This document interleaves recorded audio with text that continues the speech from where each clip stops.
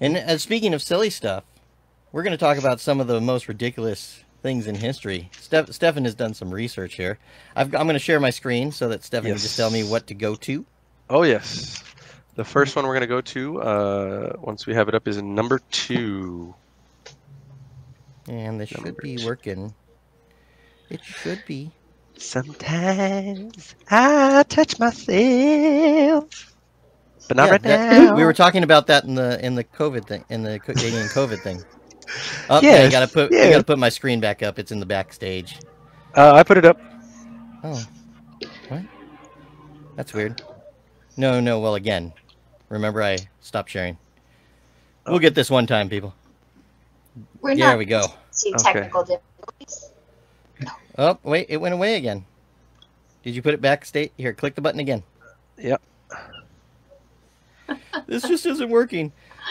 While we wait. Do do do do do do do do do. That's a lot of doo doo. All right. So this moment in history. Wait, is it showing yet? I don't. No, I'm riffing, bro. I'm riffing. No, it's not in back. It's not. Yeah, that's what shows me. On mine, it says it's there. That's weird. Oh, anger. So number 2. Oh, it's there. There we go. There we go. It's coming. Oh, maybe we're all out in time sync. That's fine. We'll go to number 2. That's right. Yeah, no, number 2.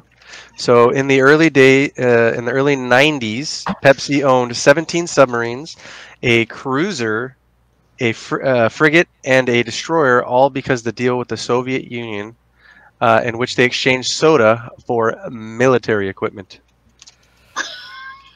Well, soda for military equipment.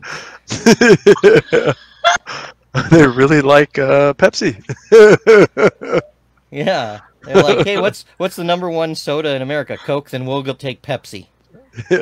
Americans, we drink the Pepsi. Okay.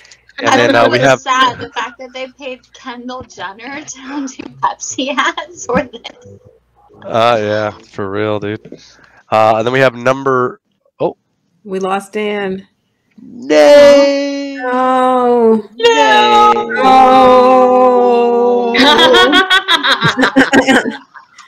Do we have a? Do you have a?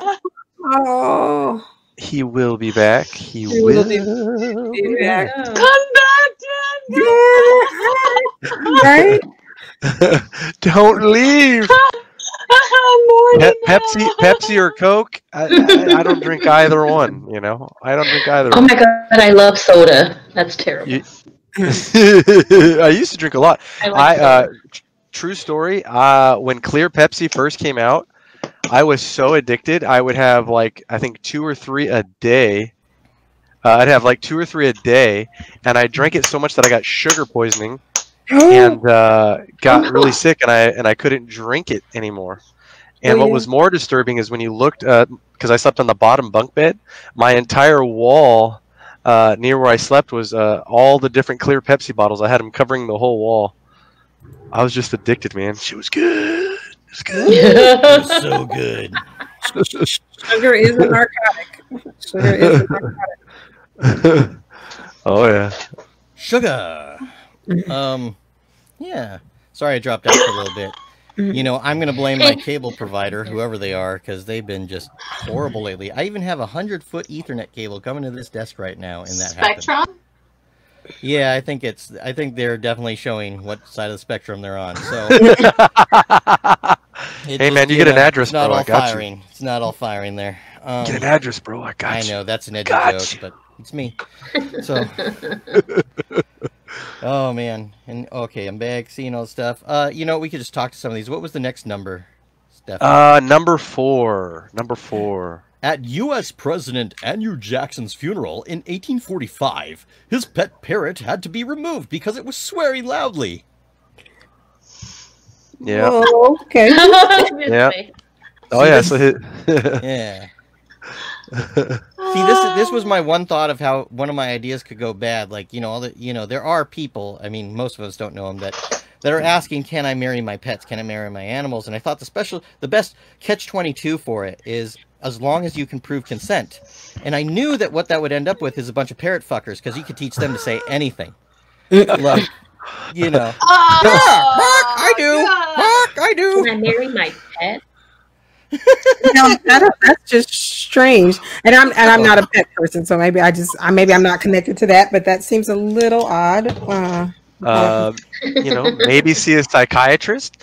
Find out why you're turned on by your dog, your bird, or your cat. That's disgusting. I don't know. Kind of gross. Someone says, "Wait, That's William, nasty. you really had one of those? You really had one of those parrots that said those things?" He says, "Shit, I had one of those parrots." I love David Jocks. David Jocks says, I'm so motherfucking glad this motherfucker's gone. That's what Andrew Jackson's parrot. Oh man, That's how it's Samuel Jackson reincarnated from. right. That's yeah. oh yeah, no, yeah. That Andrew Jackson was one of the meanest people, and only someone like Trump would celebrate him and say what a great president he was. You know, next horrible person. The next one is number 10. Number 10 is very interesting and absurd.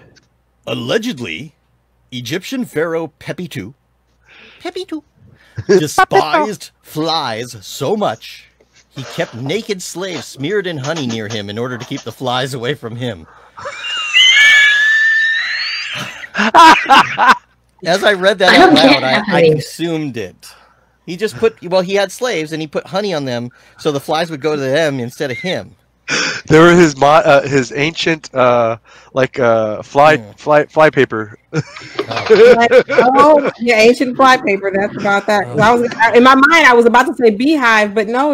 We said flies, not bees. Okay, got it. You just imagine what I'm saying. I really, really hate that. Shut up, or he's going to smear us with shit again. You don't want the shit. We like the honey better. It comes out in the shower. And here's what's tragic. What's tragic is you make a good point, because I've definitely there's the shit that attracts flies, and then there's honey. So if there's a choice in that, we'll take the honey. Yes, thank you for the honey instead of the other stuff it could. Yeah, I mean, I couldn't imagine like all the bugs attacking them. Like that would just be horrible. Yeah. You know, them just sitting there and they can't really do much, and the ants are just tearing them up. Woo! That's so Man. sad. It is. It's pretty. That one. It's pretty. But pretty tough. remember, this says allegedly because there's also other historians that say there's no correlating historical accounts of there being slaves in Egypt, so it's hard to know if this really happened or not. So Trump's historians. Another one that's really good is 26. You're gonna make me scroll that far down? Oh, jeez. You're like, how dare you? How dare you make me do things? Don't you know? It's my Shabbos. No, around the 17th century, New England states outlawed Christmas because celebrations were rowdy public displays of excessive eating and drinking, the mockery of established authority, aggressive begging, often combined with the threat of doing harm, and even a boisterous invasion of wealthy homes.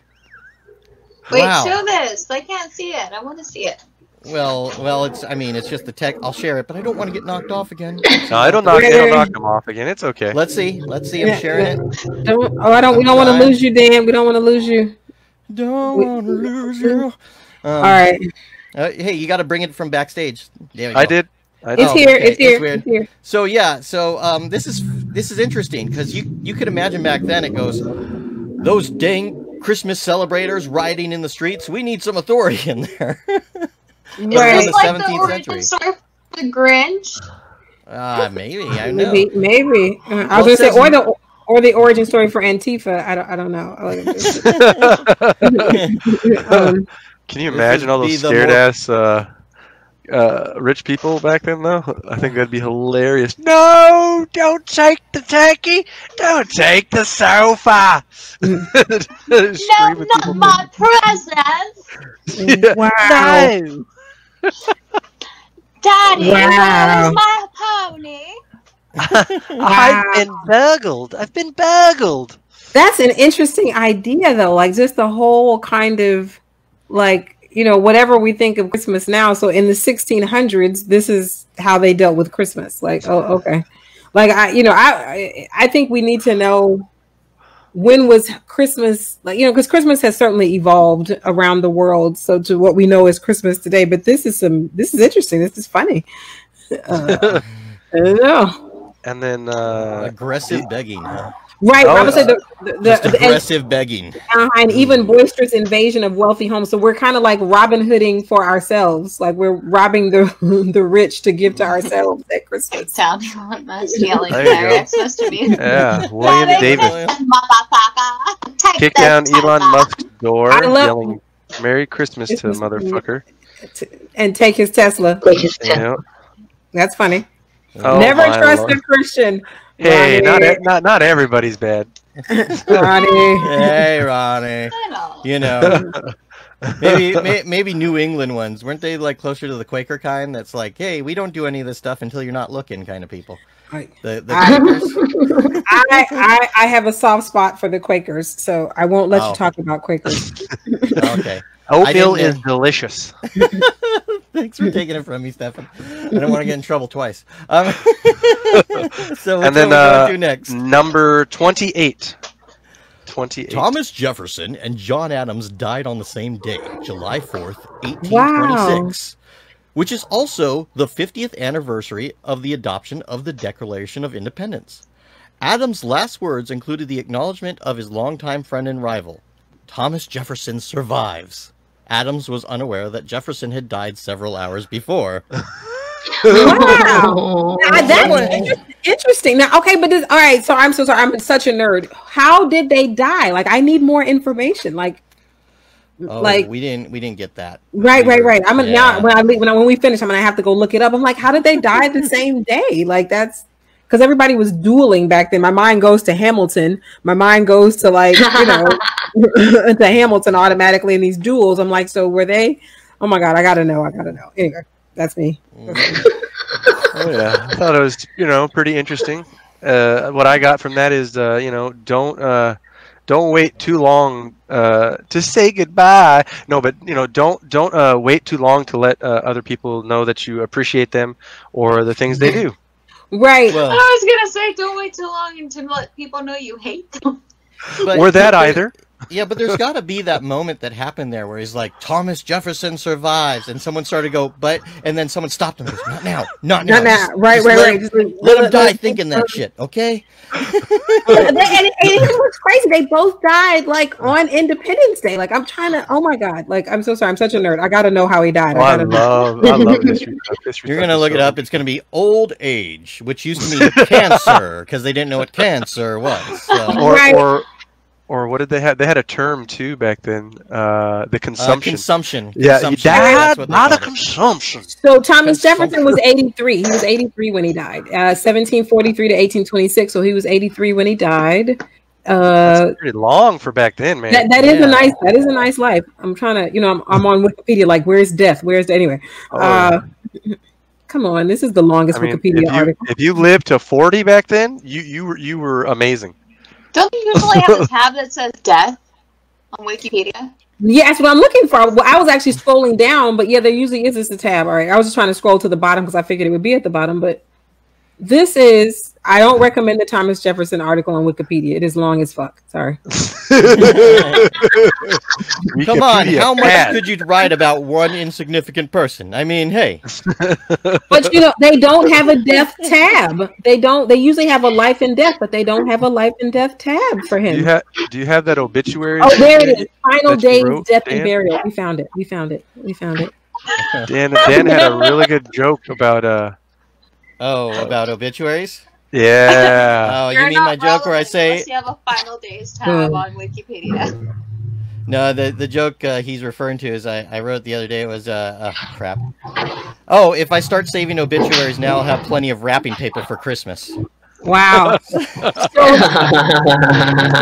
he died of rheumatism, wrist injuries, and intestinal and urinary disorders. Like, he had a bunch of stuff wrong, like rheumatism, wrist injuries, intestinal and urinary. Yeah, he had a bunch of stuff wrong. And on July 3rd, he was overcome by fever. And then obviously we know the rest. Anyway. All right. So now, of course, well, I got to know how John Adams died. I like this is. I bet they died. Nobody's obsessed or bothered or concerned about the fact that they died. This is. Does everybody already know this? Am I late? Am I the only one that didn't know they died the same day? Number. No, I didn't know. I learned as we read it. Okay. Yeah, number 30 is actually really good. We don't have to show it on the screen. We can just read it. That one's actually really I'm interesting. sorry. I dropped it because I'm trying to get ready with the next thing. But okay, that's fine. Go ahead and read it if you got it. Do you got Oh, it? no, it's okay. Here, wait, I'll read it then. I will read it in the same voice I've been reading them all in. The one that makes it sound like I actually have balls. Okay, so, the longest ever U.S. presidential inauguration speech belongs to William Henry Harrison. Oh, this is hilarious already. The day of his inauguration was overcast with the cold wind and a noon temperature estimated to be 48 degrees Fahrenheit. But the president-elect chose not to wear an overcoat, hat, or gloves to the ceremony. Harrison's speech consisted of 8,445 words. Weeks after his inauguration, Harrison caught a cold that eventually turned into pneumonia. Harrison died on April 4th, making his presidency the shortest in American history. So the longest inauguration for the shortest speech, or the shortest presidency ever. Now, this was, I did I was the one who, I think my teacher in 3rd grade hated me because she picked presidents out of hat you had to write a report on. So she gave me this, and I went, what the hell am I going to do with a guy that was only in office a few months? Jeez. So most of it was about before he was in office and that. But, I forgot about that. It's just you have this long inauguration just to drop dead a few months later. Wow. That's insane. Yes, very much insane. But yes, that's why I was laughing the minute I read William Henry Harrison. I was like, oh, gosh. Oh, yeah. Talk less, smile more. Right. You know, there. Right? Can you imagine having to sit through that back then, though? In the cold? Fuck that. Apparently you wouldn't die of boredom. He would. But 48 degrees is not that cold. But I guess if he was outside and just unprepared for it. But yeah, you do need a coat. I guess you need something in 48 degrees. It's not. It's cold enough. It's cold enough. I was trying to think. You know, that's interesting. Kind of crazy. I'm trying to find our link for the next. I would have just stayed at home and watched Netflix, honestly. In 18, whatever that was. I'll build a time machine and I'll get it. Right. You know, I wonder what was considered Netflix back then. Watching birds outside. Yeah. Honey, that bird did shit on your peaches. Yes. It's amazing. That's the way Woodpecker was created back then. That's all they had to say.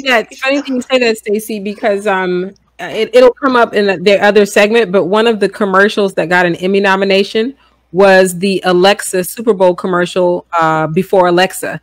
And does anybody remember that commercial? It was a very good commercial that came on. So it's this very cool thing that opens with Ellen DeGeneres and Portia de Rossi, and they're like, Alexa. And then it moves through time about what were the Alexas before that. And they go to and so one of them is a pigeon. So there's a pigeon, there's a recorder, there is Nixon's secretary. There was this private kind of behind the scenes jokes that Nixon's secretary was Alexa because she was the one who recorded all of the Nixon bad stuff. But it's just funny you say that in terms of what was Netflix before. That's the Alexa before was pigeons, the carrier pigeon. Yeah. Sorry, William Davis myself something. Watching the peasants fight over a shoe. All right, if you're gonna say that, do it with an accent. Come on. Oh, please, sir, may I have some more? More? Thank you, sir. Can I have some more? Watching the peasants fight over a shoe. Higgins.